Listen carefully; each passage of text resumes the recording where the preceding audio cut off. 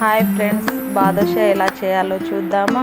ముందుగా ఒక కప్పు మైదా పిండి తీసుకొని దాంట్లో కొంచెం నూనె పోసి ఇలా ముద్దగా కలుపుకొని కొంచెం కొంచెం నీళ్ళు పోసుకుంటూ ఇలా మెత్తగా కలుపుకోవాలి.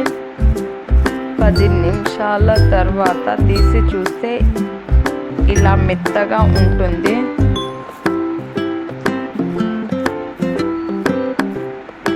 10 నిమిషాల తర్వాత ఇలా రౌండ్గా ఒత్తుకొని అన్నీ అయిన తర్వాత డీప్ ఫ్రైకి నూనె వేసుకొని గ్యాస్ మీడియం ఫ్లేమ్లో నుంచి అది deep fry golden brown colour వచ్చే వరకు ఫ్రై చేసుకోవాలి.